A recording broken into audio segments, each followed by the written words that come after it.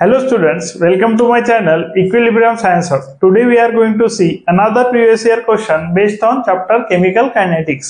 Question MST CET 2019 चा आहे. बघा क्वेश्चनचं काय म्हणणं आहे. For a chemical reaction rate is equal to K A square B. Means आपल्याला गिवन आहे रेट लॉ जो की असेल rate is equal to बघा K A square means A चा ऑर्डर असेल 2 आणि B ची ऑर्डर असेल 1. त्यानंतर बघा if A is doubled with constant B. बघा आता एचं जे कॉन्सन्ट्रेशन आहे ते डबल केलंय with B being constant. B ला ठेवलंय आपण कॉन्स्टंट, याला आपण R1 करून लिहून घेऊ आणि देऊ इक्वेशन नंबर 1.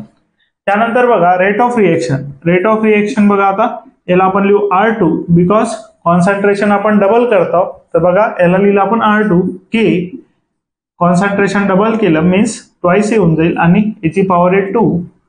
बी कॉन्स्टंट आहे सो बी सेम येईल. त्यानंतर बघा R2 इज इक्वल टू बघा रेट K A 2A चा स्क्वेअर आहे सो सॉल्व्ह केल्यानंतर येईल 4. त्यानंतर A चा पॉवर 2 B. बघा आता 4 ला आपण कॉमन घेऊन घेऊ. त्यानंतर 4K A चा पॉवर 2 B पॉवर 1. बघा आता जर आपण बघितलं इक्वेशन तर हे सिमिलर टू इक्वेशन 1 आहे. मीन्स सिमिलर टू इक्वेशन 1 असेल सो याला लिहू शकतो आपण. बघा हे इक्वेशन असेल सिमिलर टू इक्वेशन 1, याला लिहू शकतो आपण 4 times R1. So rate of reaction जो असेल जेव्हा आपण कॉन्सन्ट्रेशन डबल केलं तेव्हा रेट ऑफ रिएक्शन काय झालं तर 4 टाइम्स झालं.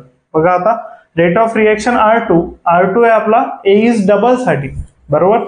A is double with constant B साठी रेट ऑफ रिएक्शन लिहिलं आपण R2 बरोबर. बघा इथे R2 रेट डबल केला आपण कॉन्सन्ट्रेशन आपण केलं डबल कशाचं एचं कॉन्सन्ट्रेशन डबल केलं बीचं कॉन्सन्ट्रेशन कॉन्स्टंट ठेवलं तेव्हा आपला रेट आहे R2 आणि जेव्हा जे इक्वेशन आपल्याला गिवन आहे रेटचं त्यासाठी आपण घेतलं R1. सो इक्वेशन 1 आणि इक्वेशन 2 ला जर टॅली केलं आपण तर आपल्या लक्षात येते की जो रेट ऑफ रिएक्शन आहे तो आहे 4 times the R1. So rate of reaction when A is double is 4 times the R1 means increases by factor 4.